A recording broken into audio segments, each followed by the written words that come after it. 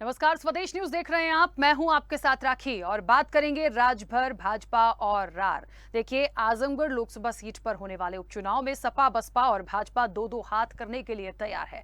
त्रिकोणीय मुकाबले में सबसे बड़ा सवाल यही है कि उपचुनाव में आजमगढ़ किसका गढ़ होगा। सभी दल एक दूसरे की घेराबंदी में लगे हैं। अब आजमगढ़ की इस जंग में सुभाषपा के राष्ट्रीय अध्यक्ष ओम प्रकाश राजभर भी कूद पड़े हैं, जहां उन्होंने सपा का सपोर्ट करते हुए भाजपा को जमकर आड़े हाथों लिया। पहले तो ओम प्रकाश राजभर ने सपा में वंशवाद के सवाल पर कहा कि सपा की घेराबंदी बेवजह की जा रही है। उन्होंने कहा कि भाजपा के पास दो चश्मे हैं, एक तरफ अखिलेश यादव दिखाई देते हैं, दूसरी तरफ कुछ दिखाई ही नहीं देता। राजभर ने कहा कि समाज सपा के साथ है, यही कारण है कि जिले की सभी विधानसभा सीटों पर चुनाव जीती। इसके अलावा राजभर ने कहा कि भाजपा के लोग प्रोपेगेंडा फैला रहे हैं, असली मुद्दों से जनता का ध्यान हटा रहे हैं। भाजपा के लोग हिंदू मुसलमान और भारत पाकिस्तान की राजनीति करते हैं। कानपुर हिंसा में जिसने आग लगाई उनके खिलाफ कार्रवाई नहीं हो रही है। जो भाजपा के लोग नहीं हैं उन्हीं के खिलाफ लगातार कार्रवाई की जा रही है। राजभर का कहना है कि हिंदू मुसलमान के नाम पर प्रदेश में आग लगाई जा रही है और वोट तो चाहिए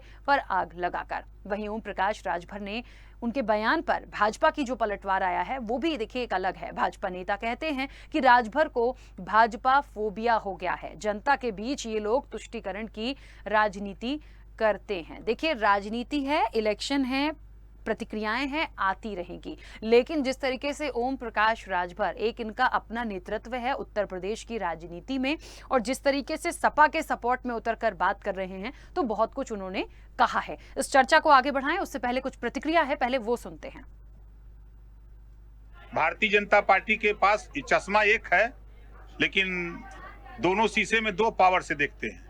एक तरफ अखिलेश की तरफ देखते हैं, एक तरफ दिखाइया नहीं देता है। सिर्फ भारतीय जनता पार्टी का ये प्रोपोगंडा फैलाते हैं। ये लोग अपनी बात मनवाने की बात करते हैं, और जो असली मुद्दे हैं खाली वंशवाद, हिंदू मुसलमान, भारत पाकिस्तान, यही बोलेंगे। हिंदू बना करके हिंदुओं का हिस्सा लूट रही है भाजपा। सबसे बड़ा दोषी तो वो है जिन्होंने आग उगला था, जिसकी वजह से आग लगी, उसकी गिरफ्तारी क्यों नहीं हो रही है? क्योंकि भारतीय जनता पार्टी के वो नेता है, इस नाते उसके खिलाफ कार्रवाई नहीं होगी। जो भारतीय जनता पार्टी का नेता नहीं होगा उसके खिलाफ कार्रवाई होगी। ये सिर्फ हिंदू मुसलमान के नाम पर प्रदेश में आग लगाई जा रही है। वोट तो चाहिए, लेकिन आग लगा के। ओम प्रकाश राजभर जी किस प्रकार से, किस चश्मे से देखते हैं, ये तो वही बेहतर बता सकते हैं। लेकिन यह तो सत्य है कि ओम प्रकाश राजभर जी को भारतीय जनता पार्टी का फोबिया हो चुका है। उन्हें हर जगह भारतीय जनता पार्टी ही नजर आती है। जनता के बीच में ये और इनके समर्थक दल सपा, बसपा और कांग्रेस तीनों तुष्टीकरण की राजनीति की, इन तीनों दलों में प्रतिस्पर्धा है। उसमें ओम प्रकाश राजभर जी भी अंतिम पंक्ति के पायदान पर खड़े होकर दौड़ लगाते हैं और तीनों दलों में प्रतिस्पर्धा रहती है। और ये प्रतिस्पर्धा तुष्टीकरण की राजनीति से पोषित होते हुए लगातार देश के में विभाजनकारी ताकतों को बढ़ावा देने का काम करती है। देखिए, कौन तुष्टीकरण की राजनीति कर रहा है, कौन वैसे राजनीति कर रहा है, ये जनता जनार्दन अभी जब नतीजे आएंगे तो पता चल जाएगा। लेकिन इलेक्शन है तो कुछ ना कुछ कहना ही है। असलियत ये होती है कि हम लोकसभा सीट की यदि बात कर लें, किस तरह के मुद्दे होते हैं, किस तरह का वहां का एरिया है, उसका प्रभाव है, वहां पर किस तरह की चीजें हैं, वहां की पॉलिटिक्स क्या कहती है, वहां के लीडर्स क्या कहते हैं, वहां का नेतृत्व किसका है, पहले किसका था, अब किसका है, बहुत सारी चीजें देखिए जो चर्चा में आती हैं। अब एक बात और है कि जिस तरीके से समाजवादी पार्टी के सपोर्ट में ओम प्रकाश राजभर हैं और उनकी सपोर्ट में बात कर रहे हैं, तो क्या इसका प्रभाव सपा को मिल जाएगा? क्योंकि भारतीय जनता पार्टी की जहां तक बात करें या कैंडिडेट की बात करें तो बहुत अलग अलग चीजें हैं। अब आजमगढ़ की, जितना हम और आप बहुत अच्छे से जानते हैं कि वहां की राजनीति में और समाजवादी पार्टी का क्या वर्चस्व रहा है, तो क्या इस बार बदलाव देखने को मिलेगा, ये भी एक चर्चा का विषय है। खैर, अचानक से राजभर का आना क्या दर्शाता है, हम ये भी इस चर्चा को आगे बढ़ाएंगे। मेहमान जुड़े हुए हैं, सबसे पहले आपका परिचय करा दूं। भारतीय जनता पार्टी का पक्ष रखने के लिए विवेक श्रीवास्तव जी हमारे साथ जुड़े हैं। विवेक जी, बहुत स्वागत चर्चा में जुड़ने के लिए। सपा का पक्ष रखने के लिए लालजीत क्रांतिकारी हमारे साथ जुड़े हैं। लालजी क्रांतिकारी, आपका भी बहुत स्वागत है। और वरिष्ठ पत्रकार सुशील दुबे जी हमारे साथ जुड़े हैं। सुशील जी, आपका भी बहुत स्वागत है। चर्चा की शुरुआत सबसे पहले विवेक जी आपसे करना चाहती हूँ। अच्छा मुकाबला देखने को मिलेगा, तैयारियां चल रही हैं, पूरी एक मुझे लगता है एक राजनीति की दृष्टि से उत्तर प्रदेश का एक इलेक्शन हमने देखा और अब लोकसभा की बारी है। तो सबसे बड़ी बात यह है कि ये ओम प्रकाश राजभर जो आ गए हैं बीच में, और एक बात जो उन्होंने उठाई है वो है वंशवाद की, और दूसरा एक मुख्य मुद्दा कि आपके पास कुछ और है नहीं, आप मुद्दों की बात नहीं करते, आप प्रॉपर तरीके से जनता से कनेक्शन की बात नहीं करते, आप दूसरी बात करते हैं, हिंदू मुस्लिम की बात करते हैं ताकि ध्यान को भटकाया जाए। ऐसे कैसे आजमगढ़ की सीट निकल पाएगी? राठी जी, वंशवाद पे राजभर जी इसलिए बात नहीं करना चाहते कि वो खुद वंशवाद के पोषक हैं और उनके वंशवाद को जनता ने नकार दिया। इस बार अखिलेश यादव वंशवाद की जीते जागते उदाहरण हैं। राजभर जी ने अपने लड़के को टिकट दिया, चुनाव लड़ाया और लड़का चुनाव हार गया, तो अब वो वंशवाद पे कैसे बात करेंगे? रही बात जनता से हमारे संपर्क और संवाद की, तो जनता ने अभी हमें मार्च में ही प्रचंड बहुमत दिया है और सरकार बनवाई है। जनता जनार्दन का आशीर्वाद हमारे साथ है। हम जिन मुद्दों पे जनता के साथ खड़े हैं, चाहे वो उज्ज्वला गैस योजना हो, चाहे प्रधानमंत्री आवास हो, चाहे शौचालय हो, चाहे घर घर विद्युतीकरण हो, इन मुद्दों पे राजभर जी हमसे बात नहीं करेंगे।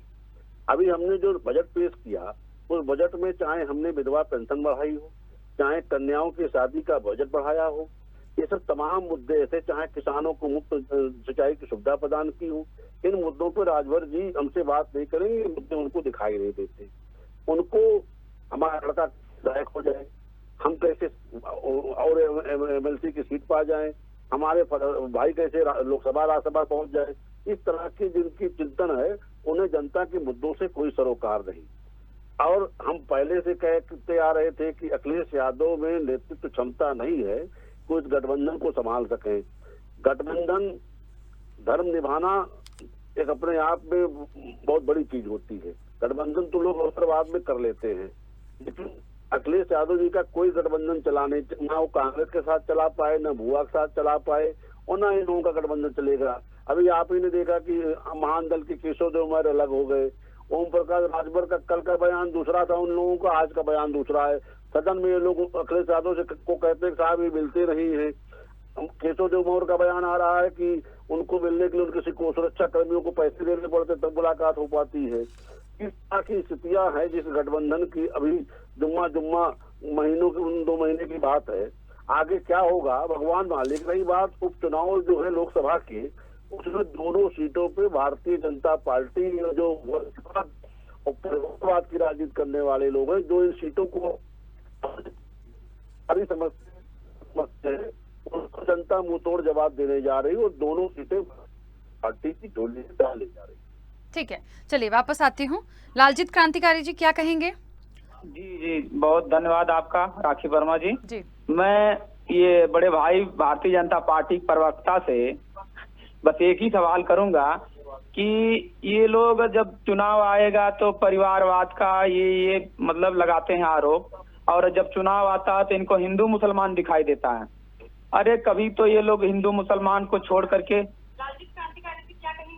मैं कह रहा हूँ कि यही कि ये जो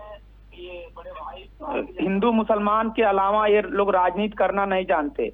सिर्फ हिंदू मुसलमान कभी रोजगार की बात, नौकरी की नहीं करते। ये हिंदू मुस्लिम जाति में, धर्म में को लेकर के बांटना, सभी बिरादरी को बांटना, कहेंगे ये बिरादरी ये फायदा उठा ली, ये बिरादरी ये फायदा उठा ली। इस सरकार में कौन सी बिरादरी के लोग बैठे हुए हैं ये बताएं ना। थाना कौन कब्जा किया है? हमारे यहाँ 22 थाने हैं आजमगढ़ में, 28 थाने हैं। इस थाने में आप लिस्ट उठा के देख लीजिए कौन से बिरादरी के लोग हैं। सब लोग बस ठाकुरवाद चल रहा है इस सरकार में, सीधे ठाकुरवाद चल रहा है इस सरकार में। ब्राह्मणों का शोषण, पिछड़ों का शोषण, दलितों का शोषण, मुसलमानों का शोषण, किसका ये शोषण नहीं कर रहे हैं भारतीय जनता पार्टी के लोग? ये किस मुंह से आजमगढ़ की सीट को जीतना चाहते हैं? ये आजमगढ़ की जनता है। यहाँ पे ये जो कह रहे हैं ना कि प्रचंड बहुमत से आई है सरकार हमारी, प्रचंड बहुमत कैसे आई वो तो मालिक जानते हैं, वो भगवान जानते हैं। ये भगवान को भी मानने वाले लोग नहीं हैं। सिर्फ हमको सिखाएंगे कि ये हिंदू मुसलमान, इनको पैसा सिर्फ दिखाई देता है। हर थाने में दलाली कर रहे हैं ये लोग, भारतीय जनता पार्टी के लोग। क्यों नहीं बताते कि इनके मुख्यमंत्री जी खुद कहते हैं कि दलाली भाजपा वाले हमारे कार्यकर्ता बंद कर दें। मुख्यमंत्री जी सच बोल रहे हैं। आप देख लीजिए, इनके हर थाने पे पोस्टर लगाया जा रहा है, हर कार्यालय पे पोस्टर लगाया जा रहा है कि भाजपा वाले यहाँ दलाली करने न आए। तो ये आजमगढ़ है, यहाँ पे माननीय धर्मेंद्र यादव जी पूर्ण बहुत ज्यादा वोटों से जीत रहे हैं और जीत जाएंगे। 23 तारीख को जनता जिस तरह से 10 विधानसभा की सीटों पे इनको मुंह तोड़ जवाब दिया है, उसी प्रकार से आजमगढ़ सदर लोकसभा के चुनाव में इनको पूर्ण रूप से मुंह तोड़ जवाब देगी और इन लोगों को समझ में आ जाएगा। और रामपुर में भी हमारी पार्टी जीत रही है, वहां पे भी समाजवादी पार्टी जीत रही है और 23 तारीख के बाद जब काउंटिंग होगी तब भारतीय जनता पार्टी के लोगों को पता चल जाएगा कि कौन मजबूत है, कौन क्या है। अब की यही उपचुनाव में इन लोगों को देखना है। ठीक है, चलिए मैं ये इनको भारतीय जनता पार्टी लोगों से पूछना चाहता हूँ, ये रोजगार पे क्यों नहीं बात करते? ये किसानों को कुचलने का काम लखीमपुर खीरी में किए ये लोग, उस पे क्यों नहीं जवाब देते? इनको नौकरी पे क्यों नहीं इनको जवाब देना आता है? रोजगार पे क्यों नहीं बात करते? ये भ्रष्टाचार पे क्यों नहीं बात करते? शिक्षक भर्ती जो घोटाला किया 69,000 शिक्षकों की, उसमें ये भारतीय जनता पार्टी के लोगों को बात करनी चाहिए ना, उस पे क्यों नहीं बात करते? अगर इन गरीब के लड़के जो छात्र हैं उनको नौकरी नहीं दी जा रही, उनका शोषण किया जा रहा है, तो किस बेस पे ये वोट मांगना चाहते हैं जनता से? किस वोट बेस पे गरीबों से वोट मांगना चाहते हैं? किस बेस पे ये दलितों से वोट मांगना चाहते हैं? किस बेस पे ये अगड़े पिछड़े लोगों से वोट मांगना चाहते हैं? न ये रोजगार देंगे, न ये नौकरी देंगे, न ये जो है कि सुविधा देंगे गरीबों को। किस बेस पे इनको लैट्रिन कह रहे हैं कि लैट्रिन दे दिए? लैट्रिन जाके आप गांव में देखिए। उज्ज्वला गैस के हमारे बड़े भाई करें उज्ज्वला गैस, हमारी माताएं बहनें अपनी गैस सिलेंडर रख दी, उनके पास पैसा नहीं हो पा रहा। जो 300 का गैस सिलेंडर मिल रहा था आज 1075 का मिल रहा है। ठीक है, बताइए लालजीत जी, कैसे बहुत सारे देखिए, बहुत सारे सवाल होते हैं, बहुत सारी समस्याएं हैं, बहुत सारी बातें होती हैं। मैं हमेशा एक बात कहती हूं, चाहे भारतीय जनता पार्टी की सरकार हो, चाहे सपा की सरकार हो, कोई भी सरकार होगी वो 100% नहीं दे पाती है, थोड़ा सा कम ज्यादा चलता है, कोई भी हो ये होता है। लेकिन हमेशा आप यदि 20 में से 10 भी कर पाएंगे तो जनता आपको दोबारा से चुनेगी। अब क्योंकि भारतीय जनता पार्टी की बात इसलिए हो जाती है विकास के नाम पर, क्योंकि एक तो दोबारा से मौका मिल गया और निश्चित तौर पर उत्तर प्रदेश की राजनीति में बहुत कम ही ऐसा हुआ होगा जो मेरे संज्ञान में है कि कभी अचानक से ऐसा हुआ, नहीं तो हमेशा से सरकार बदल गई। समाजवादी पार्टी का भी तो एक वर्चस्व था, मैं ये नहीं कह रही हूं कि वर्चस्व खत्म हो गया, बहुत अच्छी सीटों के साथ आए हैं, कड़ा मुकाबला था। लेकिन कहते हैं ना कि अभी जिनका एक समय है या जो अभी कर रहे हैं हम उनकी बात करें। खैर ठीक है, आजमगढ़ की सीट पर हूं, मैं वापस आती हूं। सुशील दुबे जी भी वरिष्ठ पत्रकार हमारे साथ जुड़े हैं। सुशील जी, क्या लगता है आजमगढ़ चला जाएगा या बचा रहेगा? कौन सी मुख्य बात हो सकती है? ओम प्रकाश राजभर का आना क्या कुछ मजबूती दे पाएगा? राखी जी, एक तो इस चुनाव में दो खास बातें हुई हैं। कांग्रेस पार्टी खर्च हो चुकी है चुनाव में, पूरी है ही नहीं तो हम उसको सबको दे रहे हैं खर्च। बीएसपी का अब लगभग रिटायरमेंट हो चुका है, एक सीट मिली है, वो भी सीट कैसे मिली क्या है ये सब आप सब जानते हैं, आजमगढ़ के लोग भी जानते हैं, रसड़ा के लोग भी जानते हैं। अब आइए, अभी हमारे बीजेपी के प्रवक्ता कह रहे थे, एक बड़ा समस्या क्या है, सब एक दूसरे को ऐसे आरोपित करते हैं जैसे पता नहीं ऋषिकेश की गंगा से नहा के निकले या जमुनोत्री से नहा के निकले। उन्होंने कहा कि राजभर का लड़का हार गया, तो भाई आपका तो डिप्टी सीएम, आपका तो डिप्टी सीएम हार गया, फिर आपने हारे वोट को डिप्टी सीएम बना दिया और आप ध्यान दे रहे हैं उसको सपा वाले को। आप बता रहे हैं कि वंशवाद। अरे भाई, स्वर्गीय कल्याण सिंह का तो लड़का राजवीर, वो लड़के का लड़का संदीप मंत्री बनते बनते आज मंत्री है, ये वंशवाद नहीं है। ये सब नहीं करना चाहिए। उन्नति, वो अपनी योजनाएं बताएं, अच्छी समीक्षाएं करें। आप करें तो वंशवाद नहीं है, कांग्रेस करे तो वंशवाद है, ये बीएसपी में तो वंशवाद है ही नहीं, और सपा करे तो वंशवाद है। अरे जो जिस फील्ड में है उस फील्ड में अगर इतना दवा पेश कर रहा है तो दिक्कत क्या है? अब ये दो बातें हो गई। ऐसा क्या, मुझे एज ए पत्रकार, मैंने अभी कई उस पर डिबेट पे रहा, मुझे ऐसा कुछ लगता ही नहीं है कि यहाँ पर चेंज होगा। हाँ, वोटों में अंतर हो सकता है ऊपर नीचे 5 दिन में, काहे चेंज होगा? ऐसा क्या हो गया है कि बड़ा भारी?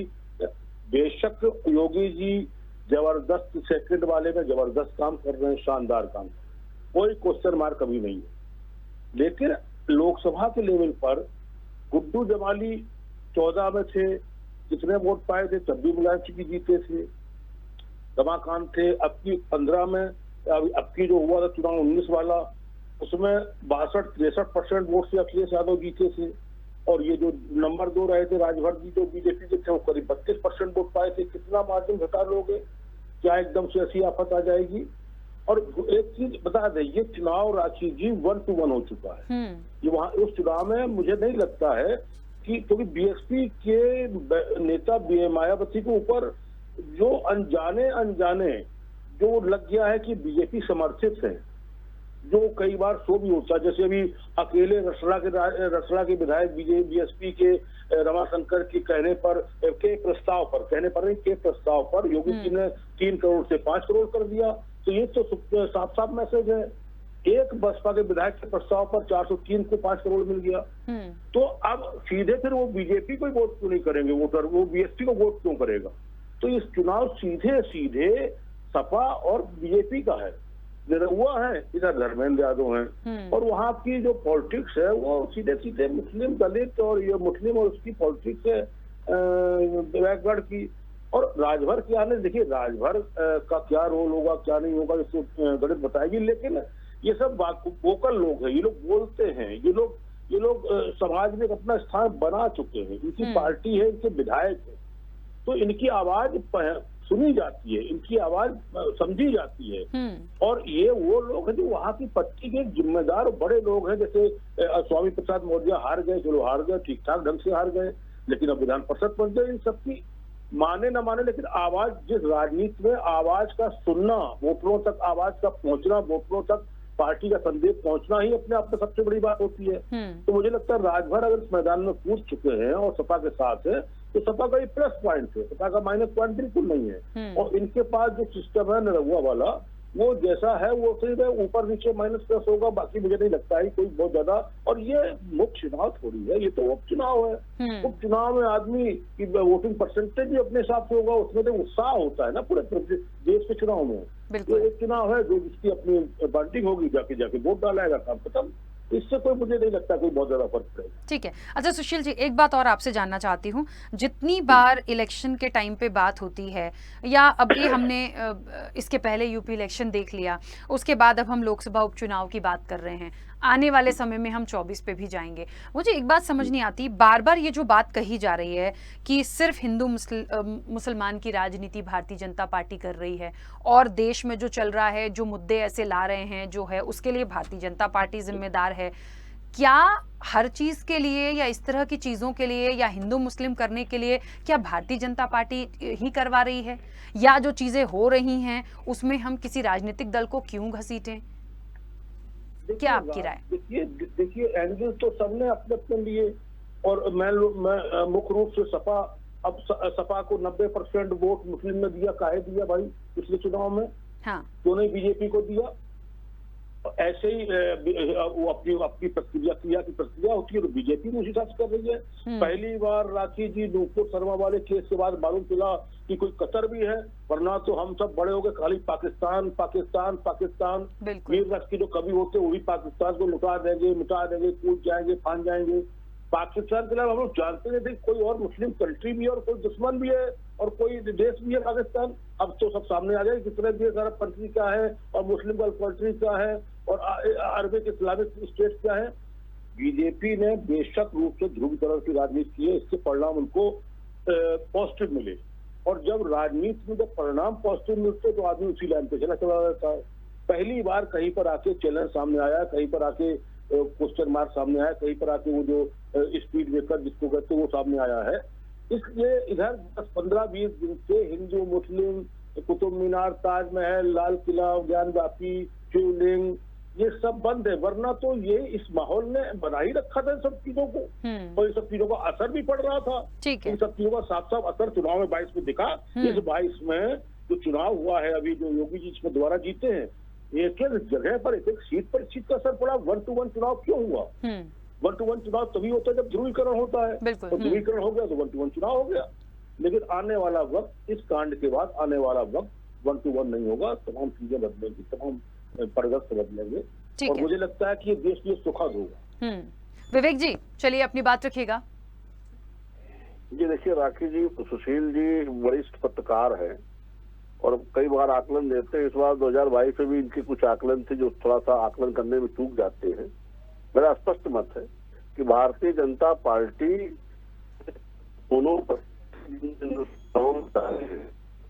दोनों की उस क्षेत्र में अपनी एक लोकप्रियता है और समाजवादी पार्टी की जो प्रत्याशी हैं, एक तो शुद्ध बाहरी है, उनका आजमगढ़ की राजनीति से कोई लेना लादना नहीं है।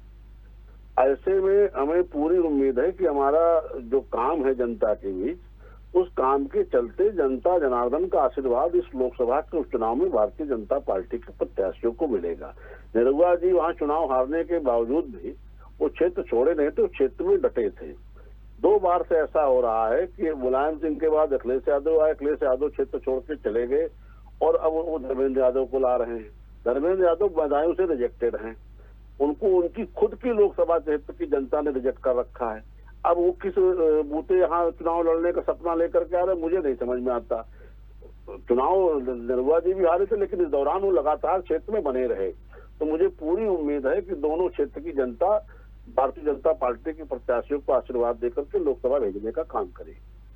ठीक है, क्योंकि समय की सीमा है, लालजीत जी जल्दी से अपनी बात रखिएगा।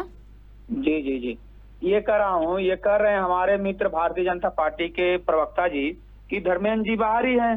ये बताएं, ये हमारे भारतीय जनता पार्टी के जो इनके प्रत्याशी हैं निरहू जी, ये क्या आजमगढ़ के निवासी हैं? ये तो भी पूर्वांचल से उधर से आते हैं, दूसरे जनपद से आके लड़ रहे हैं। ये तो भगवान के लिखे लेख को मिटाना चाहते थे। इनके प्रत्याशी कह रहे थे हमने भगवान के लिखा लेख को भी मिटा देंगे। इनका पूरा ये शुद्ध रूप से भोजपुरी गायक हैं, फिल्मी अभिनेता हैं। ये इनके अंदर 1% राजनीति करने का गुण नहीं है और ये राजनीति करने लायक भी नहीं है। धर्मेंद्र जी नेता हैं और ये गरीबों की आवाज को, पिछड़ों की आवाज को, दलितों की आवाज को, अल्पसंख्यकों की आवाज के, हर सर्व समाज के लोग जो पिछड़े हुए हैं उनकी आवाज को देश के संसद में उठाने का काम करेंगे। इसलिए यहाँ की जनता जब से पर्चा दाखिला हुआ है तब से पूरा लगी हुई है। यहाँ की जनता चाह रही है, पिछड़ा चाह रहा है, दलित चाह रहा है कि धर्मेंद्र जी हमारी आवाज को इस महंगाई के मुद्दे पर उठाएं। महिलाएं चाह रही हैं कि जो हमारा शोषण हुआ है, गैस दे के, सिलेंडर दे करके 1000 रुपया बढ़ा करके उनका अपमान किया गया, महिलाओं का, हमारी माताओं बहनों का पेंशन, उनकी विधवा पेंशन बंद कर दिए, किसान सम्मान योजना बंद कर दिए, ये लोग नहीं दे रहे हैं। भारतीय जनता पार्टी के लोग सिर्फ झूठ बोलते हैं, झूठ की राजनीति करते हैं। इनको चलिए, समय की सीमा है, मुझे बीच में रोकना पड़ेगा। आप सभी मेहमानों का बहुत शुक्रिया इस चर्चा में जुड़ने के लिए। देखिए, इलेक्शन कोई भी हो, बड़ा रोचक और दिलचस्प होता है। अब लोकसभा उपचुनाव की ही हम बात कर लें तो राजभर भाजपा और रार इसलिए हो रहा है क्योंकि आपने प्रतिक्रियाओं से ही समझ लिया होगा कि किस तरह की बातें की जा रही हैं, किसमें कितना दम है, कौन बाहरी है, कौन नहीं है। लेकिन एक लंबे समय से किसका राज था, क्यों था, किन वजहों से था, मुद्दे क्या थे, वहां का एक कहते हैं ना वोट बैंक, वो किसकी तरफ झुकता है, ये काम आता है। और इसके बाद मुझे लगता है अब निर्णय ही बताएंगे कि आखिर किसका पड़ला भारी है। फिलहाल चर्चा में इतना ही, दीजिए इजाजत, नमस्कार।